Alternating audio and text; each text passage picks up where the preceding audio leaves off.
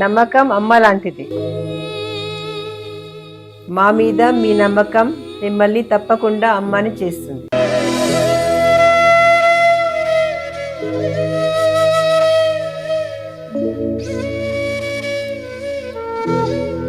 నేడు ఎంతో మంది మా మీద నమ్మకంతో అమ్మాయారు. మీకోసం అమ్మతనం ఎదురు చూస్తుంది. వివరాలకు సంప్రదించండి. Kiran infertility centre, Hyderabad, Bengaluru, Chennai, Delhi. జై శ్రీరామ్.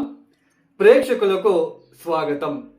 2026 మార్చి మాసంలో ద్వాదశ రాశి వాళ్ళ మాస ఫలితాలు. ఈ ఒక మాసంలో గ్రహ సంచారాన్ని గమనిద్దాం. రాహు కుంభంలో సంచారం, కేతు సింహరాశిలో సంచారం, శని మీనంలో సంచారం, గురువు గారు వక్రించి మిథునంలో సంచారం చేస్తున్నారు. అయితే ఈ ఒక మాసంలో మార్చి 11వ తేదీ నుంచి ఆయన వక్రత్యాగం చేస్తున్నారు. అలానే సూర్యుడు మార్చి 15వ తేదీ వరకు ఆయన కుంభంలో సంచారం, మార్చి 15వ తేదీ ఆయన కుంభం నుంచి మీనరాశిలోకి ప్రవేశిస్తున్నారు. ఇక శుక్రుడు మార్చి 2వ తేదీ కుంభం నుంచి మీనంలోకి ప్రవేశిస్తున్నారు. ఇక కుజుడు ఈ మాసమంతా కూడా కుంభరాశిలో సంచారం చేస్తున్నారు. ఇక బుధుడు ఈ ఒక మాసంలో అంటే మార్చి 1వ తేదీ నుంచి మార్చి 21వ తేదీ వరకు కూడా ఆయన వక్రించి కుంభరాశిలో సంచారం చేస్తున్నారు. మార్చి 21వ తేదీ ఆయన వక్రత్యాగం చేస్తున్నారు. ఈ గ్రహ సంచారాన్ని బట్టి ద్వాదశ రాశి వాళ్ళకి అంటే మేషాది 12 రాశుల వాళ్ళకి ఎలాంటి ఫలితాలు చూసుకుంటూ వెళ్దాం. ముఖ్యంగా ప్రేక్షకులకు ఒక చిన్న సజెషన్ అండి. ఈ గోచార ఫలితాలు మనము చెప్పుకుంటున్నాం. ఈ గోచార ఫలితాలు అనేవి గ్రహాల రాశి మార్పులని బట్టి మనం ఈ రాశి వాళ్ళకి ఇలాంటి ఫలితాలు అనేది చెప్పుకోవడం జరుగుతుంది. అయితే గోచారంలో గ్రహాలు మనకి ఒక రాశి నుంచి ఇంకొక రాశికి వెళ్తూ ఉంటారు.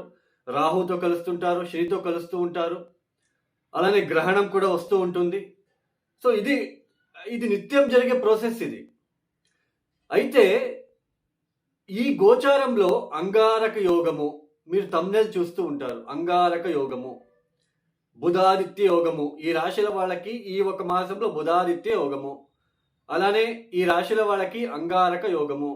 ఈ రాశుల వాళ్ళు ఈ ఒక సంవత్సరం వాళ్ళ జీవితమే ఇంకా అంతా అయిపోతుంది, లేదా కోట్లు సంపాదిస్తారు. అలానే ఈ రాశుల వాళ్ళకి మహాలక్ష్మి యోగం పట్టబోతుంది. ఇలాంటి తమ్నెల్ మీరు చూస్తూ ఉంటారు. ఇవి కేవలం వాళ్ళ వ్యూస్ పెంచుకోవడానికి మాత్రమే చేస్తున్న ఒక ప్రయత్నము. ఎవరు కూడా వాస్తవాన్ని చెప్పట్లేదు. గోచారంలో అలా రూచక యోగం కానీ, మహాలక్ష్మి యోగం కానీ, బుధాదిత్య యోగం కానీ, గజకేసరి యోగం కానీ ఇవన్నీ ఏది వర్తించవు. ఇది బాగా గుర్తుపెట్టుకోండి. మీ జాతక రీత్యా ఏ గ్రహాలు ఎక్కడెక్కడ స్థానాలను బట్టి ఉంటారో, ఆ గ్రహ దశలు ఏవి జరుగుతూ ఉంటాయో వాటికి సంబంధించిన ఫలితాలే మీరు చూస్తూ ఉంటారు. మరి ఎందుకండి రాశి ఫలితాలు చెప్పుకోవడము అంటే, చూడండి, ఇప్పుడు కుజ మహాదశ ఎవరికైనా జరుగుతూ ఉంటుందని తెలుసుకుందాం. ఒక ఎగ్జాంపుల్, కుజ మహాదశ ఎవరికో ఒక వ్యక్తి జాతకంలో జరుగుతూ ఉంది.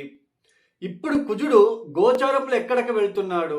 రాహుతో కలుస్తున్నాడు. కాబట్టి ఇప్పుడు ఈ ఒక మాసంలో కుంభరాశిలో కుజుడు రాహుతో కలుస్తున్నాడు. కాబట్టి ఈ సమయంలో వాళ్ళు జాగ్రత్తలు తీసుకోవాలి.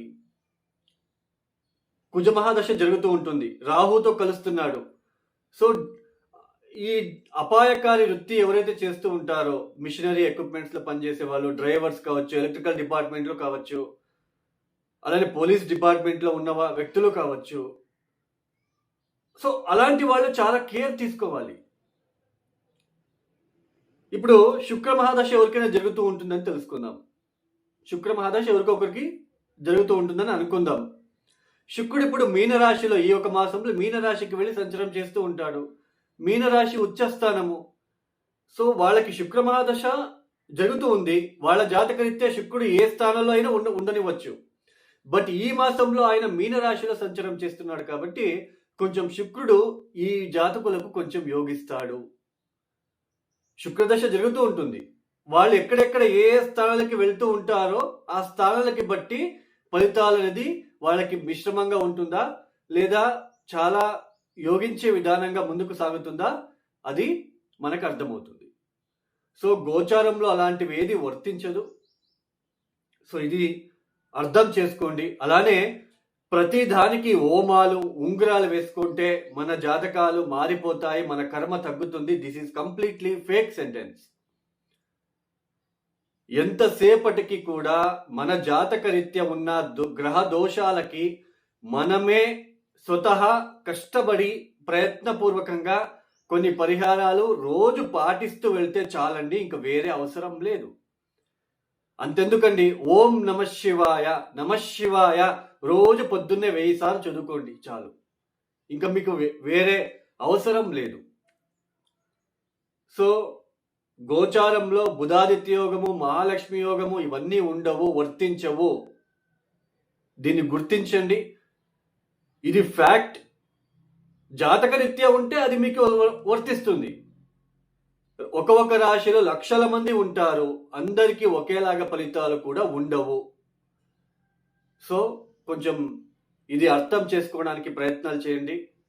వాస్తవాన్ని తెలుసుకోవడానికి ప్రయత్నం చేయండి. ఓ ఇది అంతే, అవసరం లేదు. జ్యోతిష్యంలోనే ఎక్కువ దాంట్లోనే కాన్సన్ట్రేషన్ పెట్టి దాని మీద ఎక్కువ కాన్సన్ట్రేషన్ పెడుతూ దాంట్లోనే మునిగిపోకండి. ప్రతిదాన్ని కూడా పరీక్షించి మీరు ముందుకు సాగండి. ఒక టెస్ట్ పెట్టండి, ఇది కరెక్టా రాంగ్ అని. ఇక ఒక రాశి గురించి మనము తెలుసుకుంటూ వెళ్దాం. 2026 మార్చి మాసంలో ధనుస్సు రాశి వాళ్ళ ఫలాఫలాలు. ఈ ధనుస్సు రాశి వాళ్ళకి ఈ మార్చి 11వ తేదీ సప్తమ స్థానంలో గురువు గారు వక్రత్యాగం చేస్తున్నారు.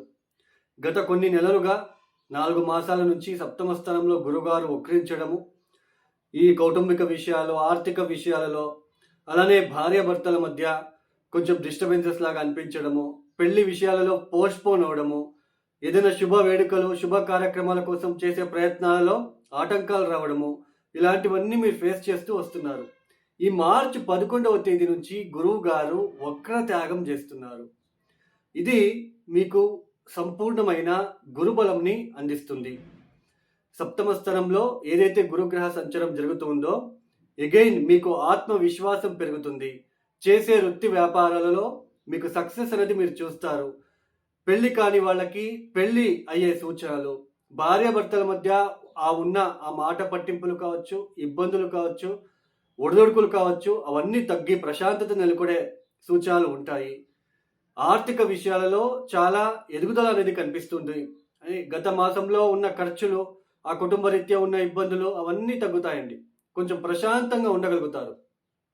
అంటే గురుబలము జూన్ వరకు మాత్రమే, జూన్ 1వ తేదీ వరకు మాత్రమే ఉంటుంది.